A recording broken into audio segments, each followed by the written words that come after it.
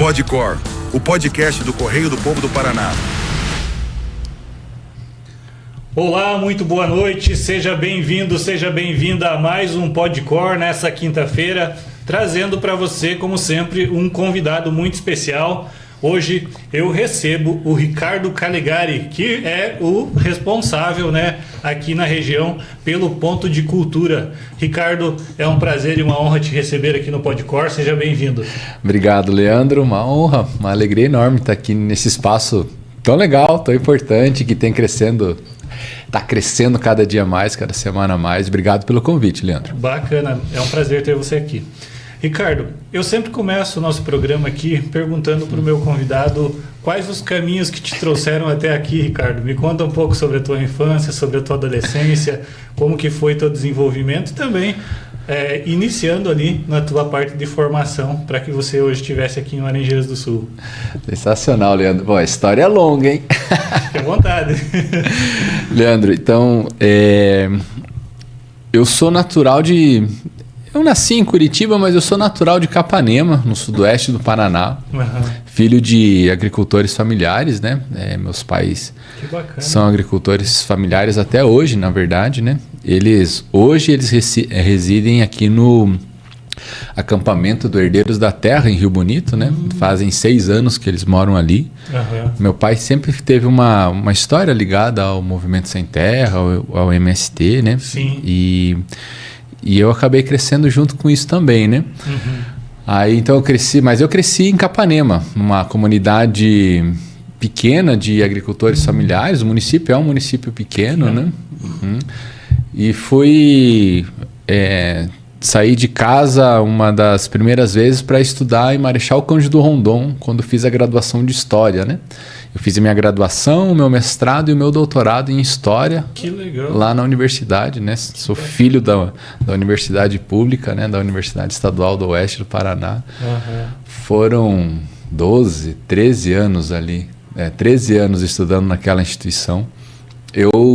Minha pesquisa do doutorado ela foi uma das premiadas como uma das melhores teses do programa lá, né? Virou livro.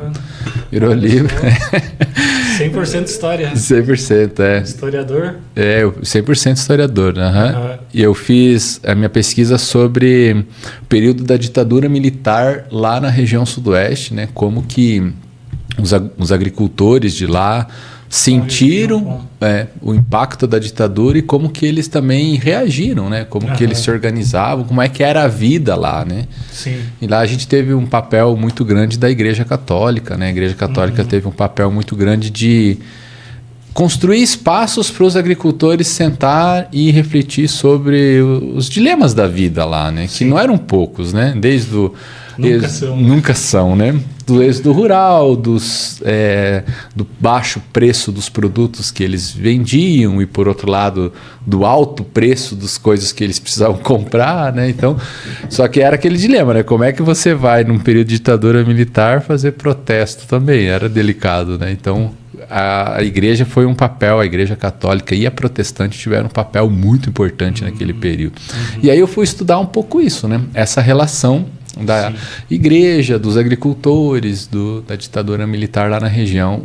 E aí eu encontrei cartas que esses agricultores escreveram na década de 60 e 70 e que trocavam entre eles, né? Cartas, cara, coisa mais linda, né? Histórica. Muito grande, né? Claro que eram nem todas as cartas também, porque se a ditadura pegasse as cartas, eles estavam, né, com problemas, né? Mas algumas cartas a gente conseguiu recuperar e aí a gente foi fazendo a reconstrução histórica daquele período, né? Naquele momento. Bacana. E eu acho que muito por causa dessas fontes aí que o pessoal gostou da tese, né? É uma tese que está disponível na internet, quem quiser acessar também pode acessar, fazer o acesso e Como quiser... faz para acessar? Qual que é o título da tua tese? O título é um título bem interessante, né? Não podia ser diferente vindo de um historiador, né? O título se chama Gente não é boi de carro pro carro de boi puxar. Que legal, uma comparação, porque tem muito uma fala, Leandro, que é assim, que se o boi soubesse a força que tem, ninguém botava canga nele, né? Aham. Porque o boi é muito mais forte que o ser humano, né? Só que o boi não sabe a força que tem, então ele deixa ser cangado, ele deixa ser domesticado, né? Não sabendo da força que ele tem, não sabendo que é muito mais forte que o ser humano, né? E aí os camponeses, os agricultores familiares fizeram essa relação, né? Só que eles falaram assim, gente não é boi de carro, né? Então vocês não vão cangar a gente, né? A gente não é boi de carro para o carro de boi puxar. A gente é mais do que isso, né? A gente é ser humano, a gente tem força, a gente sabe da força que a gente tem e a gente não vai deixar o êxodo rural nos expulsar do campo, a gente não vai deixar esses preços absurdos dos produtos nos expulsarem do campo, a gente não vai deixar só grandes proprietários serem donos de terra, a gente que é pequeno também tem direito a ter um pedaço de terra, né? Que bacana. E aí eu encontrei essa frase num dos documentos que eu analisei e eu botei no título da tese, né? Cara, uma sacada genial, né? Tipo, explica tudo. É uma frase que resume. Resume, exatamente, né? Então é bem legal, foi uma experiência bem legal. Tenho um orgulho muito grande da minha tese, do meu livro, do livro que eu publiquei. E está disponível. Que ano que você publicou? Foi em 2020, cara. 2020. É recente. É recente. A minha tese foi a última defesa presencial antes da pandemia, né? Porque aí depois veio a pandemia e aí nenhuma defesa mais. Daí a gente passou a se encontrar só pela TV, né? Sim. Só nos quadradinhos lá, porque daí não podia mais a gente se encontrar, né? Corretamente, né? Aí a gente foi para. Mas a minha foi a última defesa com presença de público e tal, né? Que bacana. E aí depois. Isso foi para a tese de doutorado. De doutorado, da tese de doutorado. E aí depois, a publicação na verdade foi início de 2021, se eu não estou enganado foi 21, mas também é algo bem recente, né? Mas que bacana, é uma baita construção, uma baita análise da bagagem histórica dessa população ali, né? E foi uma população bem específica que você escolheu para analisar, né? Exato, exatamente, porque a gente na história, a gente tem que tomar um pouco do cuidado do ponto de vista assim, de não querer abrir muito, né, a pesquisa, porque senão a gente não dá conta de resolver todos os problemas que vão abrindo, né? Então a gente fala, a gente delimita um tempo, né, que eu delimitei de 1964 a 1985, que é o período da ditadura, o local, que é o sudoeste do Paraná, e o público, que eram os agricultores familiares, né? E aí mesmo assim, tem um monte de perguntas que eu ainda não consegui responder, né? Mas é normal de uma pesquisa, né? Porque aí exige mais pesquisa, mais... Uma segunda tese. Uma segunda tese, né? Mas daí vamos deixar para os mais novos, né? Porque, cara, dá uma serviceira, dá uma canseira, né? Que é isso, né? Você precisa pesquisar, você precisa ler muito, você precisa, inclusive, às vezes, se questionar algumas verdades que você tem também, né? Porque é isso, né? Ciência, e a história é uma ciência, né? Sim.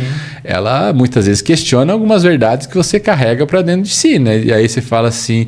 Eu preciso estar mais aberto. Mais aberto, exatamente. Porque a fonte, ela me fala, no caso a carta, a entrevista, a fotografia, o dado, ele carrega aquele peso histórico, né? E eu preciso transmitir aquele peso histórico, não aquilo que eu quero que ele transmita, né? Sim. Então tem que ter esse... A pesquisa, é a ciência, não é o que eu quero que a ciência seja, sim, né? Exatamente, então, seguir o método científico também para análise histórica, né, da questão. Exatamente, né? Ricardo, e como que você hoje quais os caminhos que te trouxeram a ser o Ricardo que atua no ponto de cultura e o que é o ponto de cultura aqui na região da Cantuquira-Iguaçu, nesses municípios que você atende hoje? Legal, Leandro. Veja, eu, os últimos 10 anos, na verdade, eu morei em Francisco Beltrão, né? De 2015, 2015 até 2023, se eu não estou enganado. Eu sou meio ruim de memória, ainda mais para número, né? Bom, sou da história, né, Leandro? Então... Anota. Né? Aí, então, mas foi até 2023, aí depois minha esposa, eu e minha filha viemos para cá, né? Para lá em Engenheiros do Sul. Mas a gente morava em Francisco Beltrão e em 2020, 2021, no período da pandemia, o doutorado e a pandemia meio que coincidiram, né? Sim. Mas no período da pandemia a gente construiu um coletivo que se chamava Comitê de Resistência e Solidariedade. A gente fazia arrecadação de alimentos para pessoas que estavam em situação de vulnerabilidade social, muito devido à pandemia. Muito também. Os dados que o IBGE trouxeram e alguns dados que outras, por exemplo, a Fundação Oswaldo Cruz, né, Fiocruz trouxe, era de 33 milhões de brasileiros passando fome naquele período, né? E na região sudoeste não era diferente, né? Porque Sim. às vezes a gente fala assim, a fome está lá no Rio de Janeiro, está lá em São Paulo, Curitiba, mas não, ela está aqui também, né? Se a gente abrir um pouquinho o olho, a gente consegue identificar, né? Consegue enxergar, né? E a gente falou assim, aqui também tem problema, vamos se organizar, né? E aí a gente construiu o Comitê de Resistência.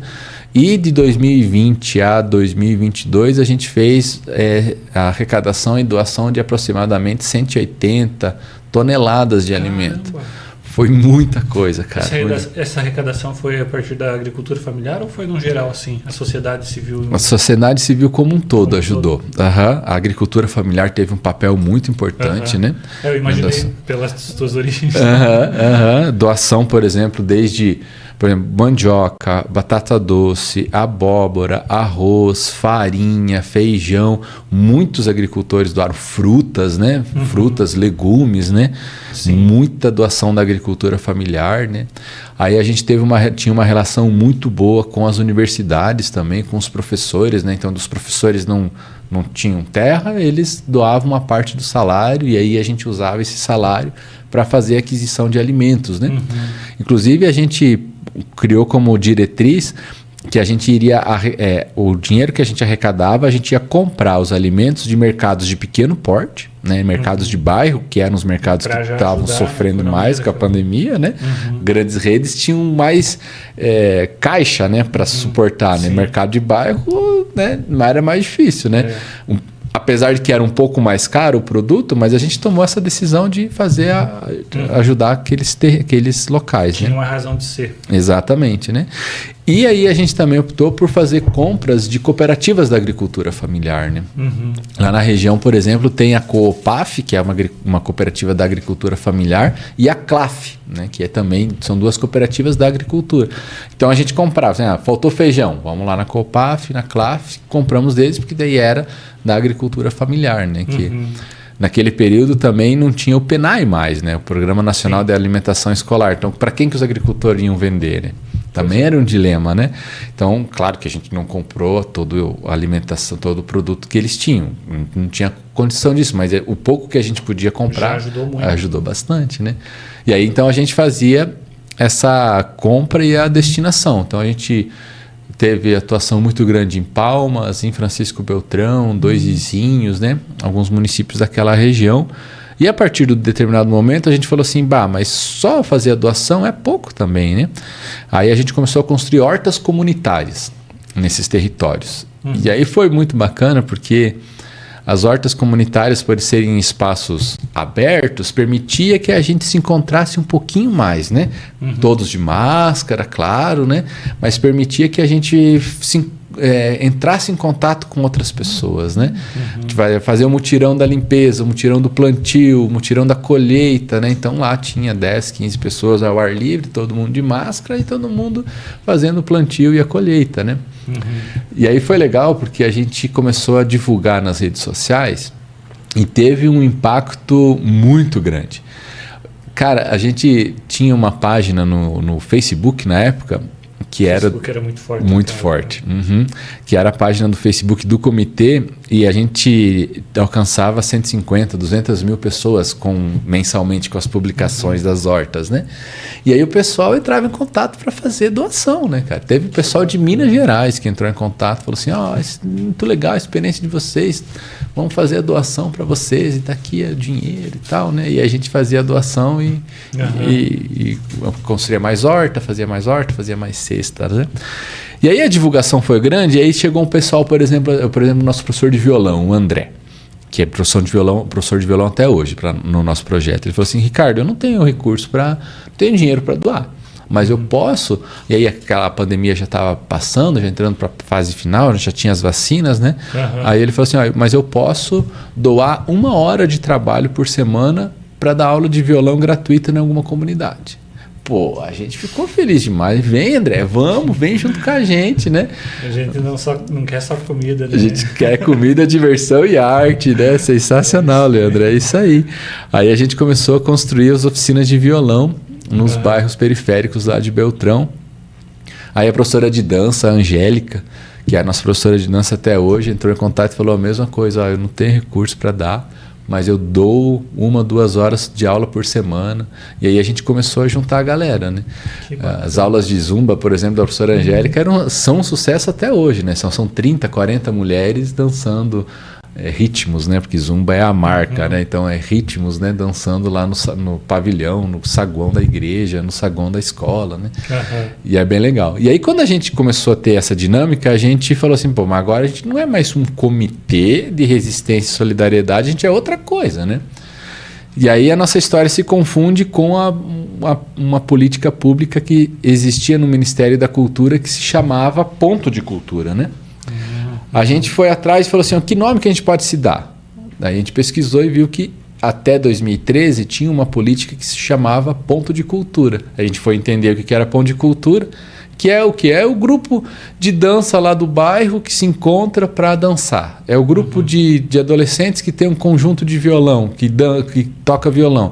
É o clube de mães que faz artesanato, lá pinta, faz crochê, né? Que faz artesanato. Eles são pontos de cultura, né? Que são lá do bairro, são descentralizados, que produzem cultura e tal. E aí a gente falou, cara, isso é a gente é justamente isso aí. Vamos dar um nome para nós de Ponto de Cultura, né? E aí nos batizamos de Ponto de Cultura. E é engraçado porque assim, a gente batizou e falou assim, vamos tentar batizar para quem sabe um dia esse programa voltar, né? Porque imagina só ter editais com recurso para financiar, de desenvolver melhor ainda as atividades, né? Como o livro que recentemente foi lançado ali na Casa de Repouso. Né? Exatamente.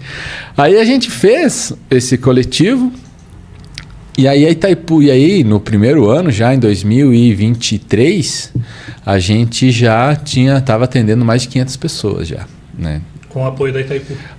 Aí a Itaipu chamou nós. Falou assim, Ricardo. Eles que chamaram. Ricardo, o projeto de vocês é bom. Escreva um projeto e vão tentar conveniar. Só que vocês têm que ampliar a quantidade de municípios, vocês têm que ampliar a quantidade de oficinas e tal. E aí a gente ampliou no primeiro projeto, a gente ampliou, que foi de 2024 até agora, em março, né, de 2026, a gente ampliou para 15 municípios. E aí a gente atendeu mais de 4.000 pessoas no projeto, né? Que bacana. Isso está disseminando no estado. Na região sudoeste e na Cantu, né? Aqui na Cantu a gente fez atividades em Nova Laranjeiras, Laranjeiras do Sul, Quedas e Rio Bonito. Então você, além de coordenador, é um dos pais fundadores do Ponto de Cultura. Exatamente. Que bacana. Sou um dos fundadores do Ponto de Cultura. E com muito orgulho, assim, a gente tem feito a diferença em muitas vidas, sabe, Leandro? Sim. Muitas vidas. Aqui você citou o exemplo aqui do livro, né? Aqui da Casa de Repouso, que, cara, a gente fez o lançamento, foi assim, eu até preciso me controlar, porque senão a gente se emociona, sabe? A emoção da Vanildinha, por exemplo, de estar na frente de honra, a gente fez a frente de honra, a mesa dos autógrafos, sabe? Super emocionados, assim. No dia eu não pude ir lá, mas os meus colegas aqui foram e eles chegaram realmente contando que foi muito emocionante ver os idosos, tipo, além de poder transmitir suas histórias, né, por meio do livro, tem toda essa questão de visibilidade, né, mesmo, né? Tudo.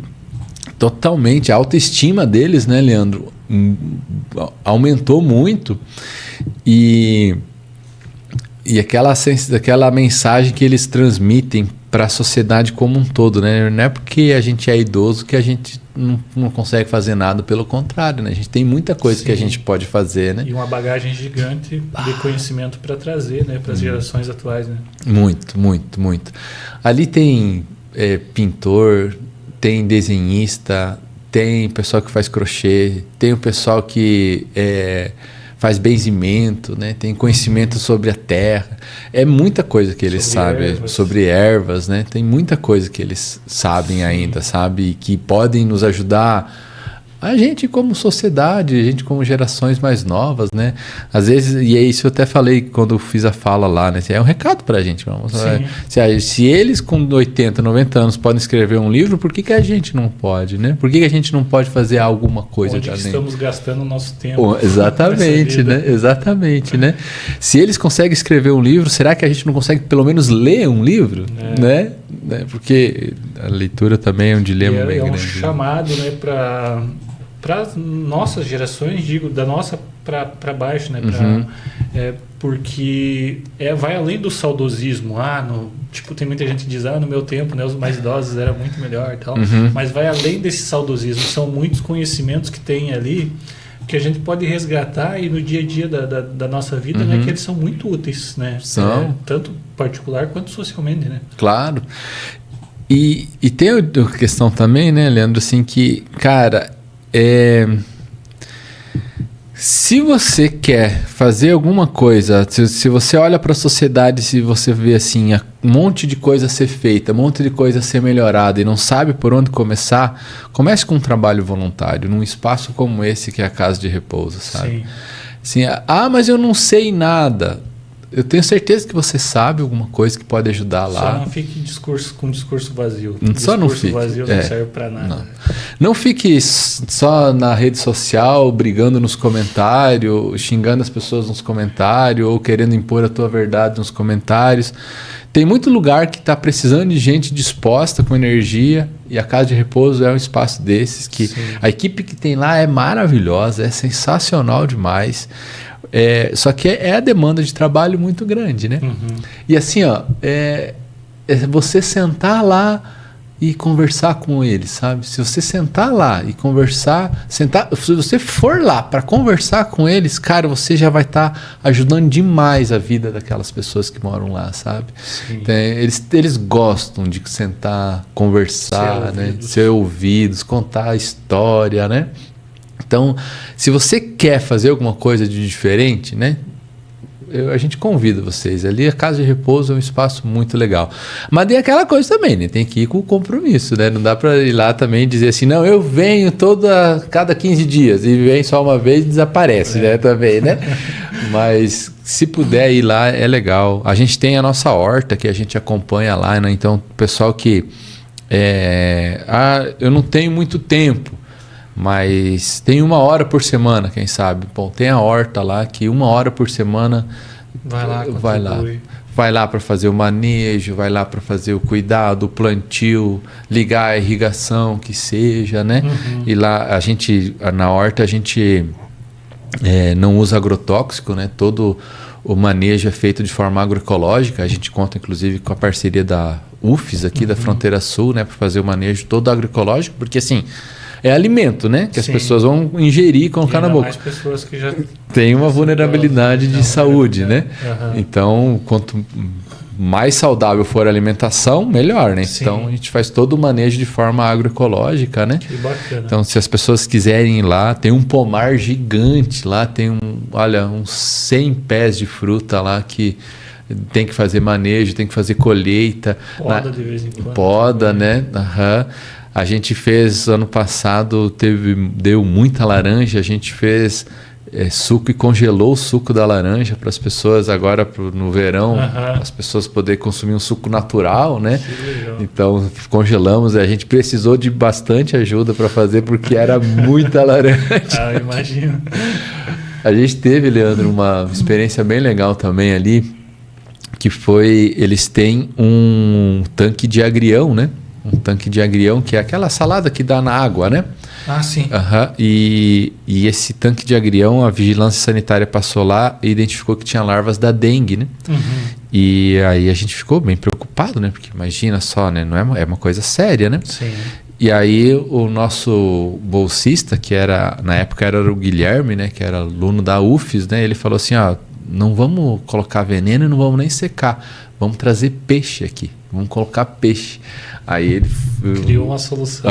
A gente botou os peixes lá dentro e os peixes controlaram todas as larvas da dengue. Não tem mais esse problema. A vigilância já foi lá. Ali.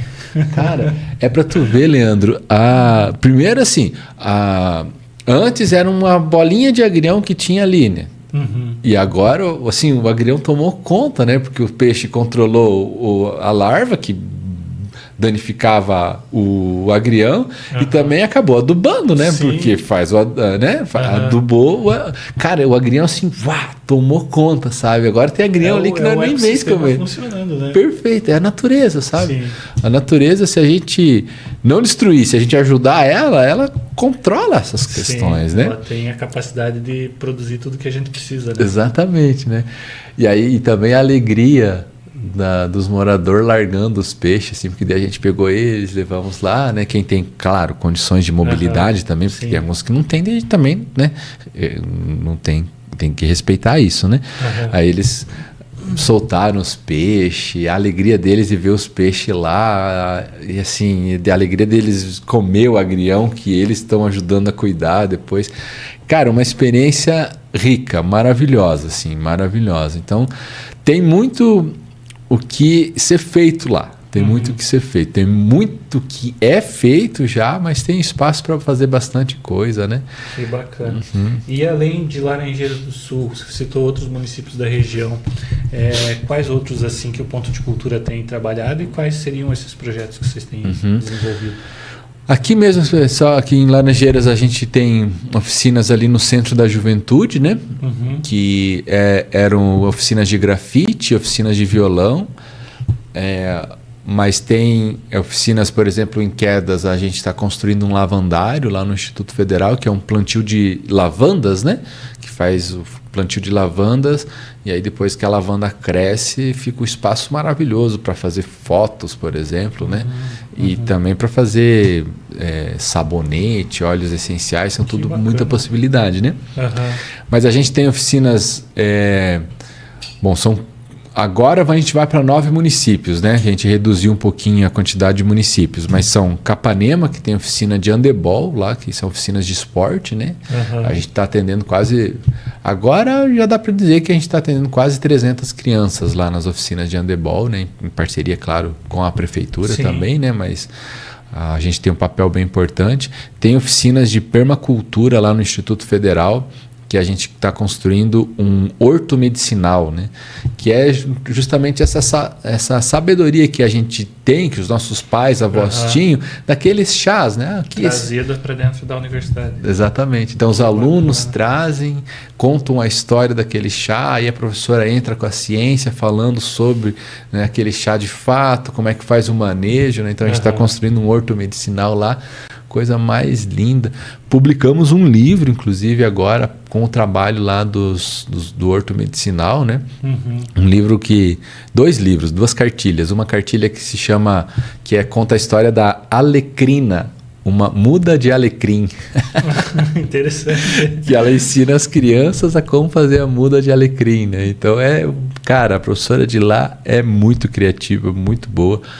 E uma outra cartilha dessa mesma professora também, que tem atividades para as crianças, assim, desde... Vai para o lúdico, para poder atingir. Exatamente. Né? Tem a criança que está com queimadura, aí tem uns adesivinhos com a babosa, né? Ela tira o adesivinho da babosa e coloca em cima da queimadura, para ensinar que a babosa é boa na queimadura, né? Tem o jogo da memória, que é com os chás, né? Então você vira... o alecrim, para que é bom o alecrim? O poejo, o que é bom o poejo, né? Então ele é lúdico, educativo, né? Então uma experiência bem legal também foi esse livro, essa cartilha que a gente produziu lá. A gente tem oficina de violão em Realeza, no município de Realeza. A gente tem oficina de violino, violoncelo, flauta, clarinete, né? E esses instrumentos já são um pouco mais difíceis, mais caros também, né? Aí já exige um pouco mais de... Você tem uma ideia, Leandro, talvez não deveria nem ser de informação de ficar na internet, né? Mas tudo bem, vamos lá. O clarinete, a média dele é R$4.000, um clarinete, né? Imagina que um adolescente de um bairro periférico vai ter condições de pagar R$4.000 um clarinete, né, Leandro? Sim, sem condições, né? Aí a gente adquiriu 5 clarinetes. Veja só, 20 conto, né? 20 conto, 5 clarinetes. Aí a gente brinca com a professora, né? Que ela tá andando com um Celtinha dentro do Celta dela, né? Imagina só, né? E aí ela leva os clarinetes lá no território, faz as oficinas lá, né?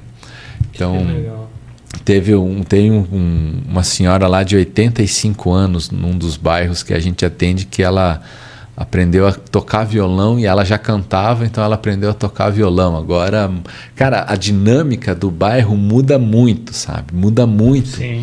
Porque aí tem o pessoal que vai cantar na igreja, o pessoal que vai cantar na festa da comunidade, ou mesmo lá, vamos fazer uma roda aqui de viola e vamos tocar aqui, sabe?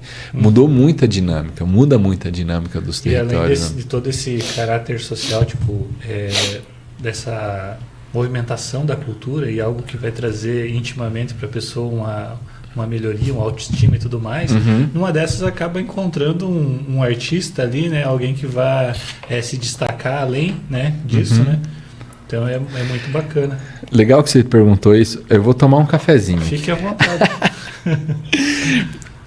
A gente teve uma criança, 11 anos, que ela tocava violino com a gente, aprendeu a tocar violino com a gente e foi convidado para tocar na orquestra da UTFPR em Francisco Beltrão, né? 11 anos, cara. 11 anos. Para e pense assim, se não fosse Graças um projeto, a uma oportunidade que surgiu, né? se não fosse um projeto desses, como é que essa criança ia aprender a tocar violino? Primeiro porque assim, a aula mais próxima de violino está em torno de 6 a 7 quilômetros da casa dela. O bairro é bem retirado, né? A aula de violino é só no centro. Sim. Segundo que um custo de um violino também não é barato, né? A gente está falando dos mais baratos ali de em torno de R$500, né?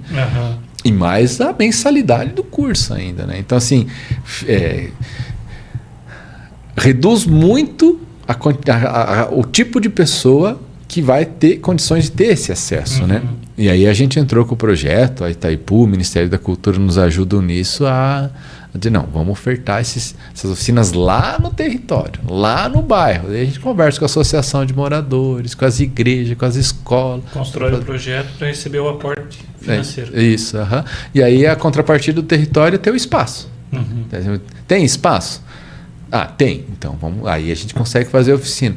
Não tem espaço. O que a gente faz? Bom, vamos tentar fazer algum improviso aqui, vamos tentar ver se a associação de moradores não topa, se a igreja não topa. Às vezes dá um enrosco. Não vou dizer que não, que é perfeição também não, né? Sempre tem, né? As dificuldades. Não, umas dificuldades, mas assim, a gente sempre conseguiu superar, né? Sempre conseguiu superar e sempre conseguiu ofertar, né?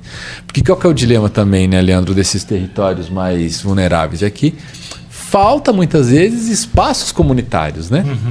Nos bairros mais popular, mais periférico, não tem um centro comunitário com um bom áudio que dá para pôr uma caixa de som e fica ok, porque não tem caixa de som, o áudio não fica bom, né? Assim, não tem às vezes eletricidade. Um dos espaços que a gente fez as nossas oficinas lá em Francisco Beltrão é no espaço abandonado. Era um centro comunitário que foi construído e estava abandonado. Deram uma melhorada lá. A gente limpava ele e fazia as coisas. Mas assim, janela quebrada, assim, sem energia, e isso é um dilema da sociedade, por exemplo, muitas vezes com o usuário de crack do lado. Sim. Né? Então a gente começou a dar sentido para aquele espaço, essas coisas começaram a mudar um pouco. Né? Então agora os usuários já não vão lá porque sabem que lá tem gente, então é um problema, né? Só que mesmo assim falta muito suporte, né? A gente vai lá, leva o abaixo-assinado para a prefeitura, a gente leva o abaixo-assinado para os deputados estaduais para ver se a gente consegue reformar esse espaço para aí dar um sentido, né? Para ele, porque imagina, é uma estrutura enorme que está lá abandonada, né? E são essas ações que vão alterar a microalteração no ambiente, que já vai gerar uma alteração gigante no contexto social, porque é o ambiente que nos molda, né? Exatamente. Se a gente tiver num ambiente totalmente, digamos assim, que seja ruim, né, socialmente ali, que cause algum tipo de transtorno, né? Isso vai provocar, né? Vai fazer com que aquelas pessoas que estão naquele ambiente sejam mais parecidas com o ambiente ainda, né? Perfeito. Se a gente conseguir construir um ambiente que as pessoas tenham espaços de cultura, tenham espaços de esporte, né? Tenham tempo, inclusive, para acessar esse tipo de coisa, né? Também porque é um dilema, né? Também é importantíssimo. E, às vezes, trabalhando na escala 6x1, às vezes fica difícil, né, acessar, né? Mas se tem lá na comunidade aula de violão, aula de violino, artesanato, pintura, esporte, cara, a qualidade de vida melhora. Uma praça com árvore, né? Arborizado, ruas arborizadas. A vida melhora. A vida melhora. Agora, se a gente só joga as pessoas lá num lugar onde elas moram todas amontoadas, onde a escola mais próxima está a 5 quilômetros, o posto mais próximo a 5 quilômetros, a oficina de cultura mais próxima a 6, 7, 8 quilômetros, e ainda tem que pagar. Cara, é difícil imaginar que... Se vira aí, se torna um milionário amanhã. Que jeito, né? Que jeito, né? Difícil, né? Como que a gente, enquanto sociedade, está tratando a formação humana quando a gente coloca o ser humano, né, as pessoas nesse tipo de condição, né? Fica difícil imaginar que a gente vai ter uma sociedade pacífica, uma sociedade com desenvolvimento pleno, com educação plena, com saúde plena, todo mundo saudável, feliz. Quantas pessoas estão numa condição dessa, né? O nosso projeto, ele entra para tentar modificar um pouquinho isso, né? Possibilitar espaços de cultura nesses territórios, né? Mesmo que às vezes faltam espaços nesses locais, a gente improvisa, a gente dá um jeito, né? Para que as pessoas tenham acesso a esse tipo de ferramentas. Vai dignificando as pessoas, porque tem muita gente que está nesses espaços que tem todas essas dificuldades que você citou. E isso já se tornou cultural para elas, meio que elas já se tornaram aquilo, né? E aí as novas gerações que vão nascendo ali, elas vão tendo dificuldade também para reproduzir algo que não seja aquilo ali, né? E aí quando traz um projeto desse, nossa, é de uma mudança muito significativa. É impressionante, cara. É impressionante. Cara, se você quer... vou ser sincero, Leandro, a gente tem se debruçado a estudar bastante isso, mas se você quer melhorar uma sociedade... Invista em espaços de cultura, de educação, espaços de lazer, cara. Cara, é impressionante. Mas daí o investimento ele precisa ser feito com seriedade, né? É construir o espaço, mas é ter o professor, é ter alguém que cuide, que goste daquilo, né? Que não vá lá... Pelo espaço não vai resolver. Não vai resolver. Né? Então tem que ter alguém que vai lá, cuide, né? Muda, cara. Muda demais, assim. Com certeza. As pessoas hoje falam assim, porque... Os jovens só querem ficar no celular. Tá, mas o que a gente está ofertando de diferente para eles? Sim. Né? O que a gente está ofertando de diferente? Tem oficina de cultura, de esporte, né? Às vezes não tem, né, cara? Aí você vai querer o quê, né? Até mesmo a própria questão da leitura, né? Ontem era Dia Mundial do Livro. A gente fez uma matéria sobre isso. Teve jovens, teve uma professora... E também uma escritora, todos aqui de Laranjeiras do Sul. E o que dá para ver no relato de todos eles é que eles encontraram uma possibilidade. Por exemplo, a professora, ela nasceu lá num estado, eu não lembro qual estado que é, mas ela não tinha acesso até muito, tipo, até a adolescência dela não teve acesso a um livro. Aí quando teve, se apaixonou por aquilo. O outro, trigêmeas ali, também demoraram para ter acesso ao livro, mas com o tempo foram pegando gosto e hoje são leitoras, né? E a outra que virou escritora, né? Então, todas essas pessoas, se elas não tivessem tido o primeiro acesso ao livro, não sei se conhece o Carl Sagan. Sim, claro, o Carl famosíssimo. Sagan dizia, né, que o livro é uma prova de que o ser humano consegue fazer magia, né? Porque são letrinhas ali, símbolos que você junta e aí você vai enriquecendo a tua capacidade de pensar, de ver o mundo e também de produzir para melhorar esse mundo, né? Claro. Então, nesse sentido, nossa, não tem como discordar de qualquer questão, relação ambiente-pessoa, né? Já que a gente está falando de livro, né, Leandro, e de livro e do meio, como o meio ele tem uma contribuição muito forte na formação humana. Tem 2 livros que, para quem gosta, são literaturas mais infanto-juvenis, assim, mas de um peso bem legal, que são do Jack London, que é o Caninos Brancos, e o outro é o Chamado da Floresta. Tem filmes também sobre isso, mas quem gosta de fazer... Conheço o autor, mas não conheço os livros. Cara, vale muito a pena. Assim, o Chamado da Floresta é um livro que você... não sei como é o ritmo de leitura de quem está ouvindo a gente, mas se você quiser, 2 dias você faz a leitura, porque ele é um livro pequeno e a história flui, sabe? Fácil. Caninos Brancos ele é um pouquinho maior, mas em tese ele conta histórias... o Caninos Brancos é de um lobo que foi domesticado, de um lobo, né? Que foi... Aí não vou contar detalhes para não estragar a surpresa do filme, do livro, né? Mas o quanto que o meio domesticou ele, né? E o Chamado da Floresta é o contrário, é um cão que vai para a floresta e a floresta transforma ele numa espécie de lobo, né, no caso, né?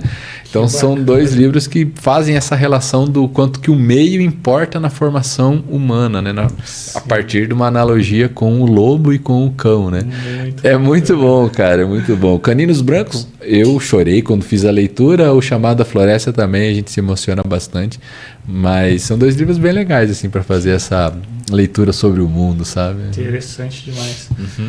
Ricardo, qual mensagem você deixa para a sociedade em si, para os adolescentes, para as crianças, enfim, para todo mundo, da relação da cultura com a nossa melhoria enquanto ser humano e também produção social que realmente seja útil socialmente, né? Vá além das nossas próprias, da nossa, digamos assim, de nós mesmos, do nosso íntimo, né? Que seja externo, que contribua socialmente. Qual mensagem você deixa hoje? Importante demais essa pergunta. Confesso que não estou preparado para responder ela. Cara, eu acho que eu poderia dizer assim, acredite no potencial do ser humano, cara. O ser humano, o povo brasileiro é um povo muito criativo e a gente tem potencial para ser uma sociedade muito melhor do que a gente é hoje ainda, sabe? A gente tem melhorado, acho que algumas conquistas foram importantes, a retomada, por exemplo, dos incentivos à cultura, né? De ter o Ministério da Cultura de novo e ter programas como os Pontos de Cultura, né? São bem importantes, né?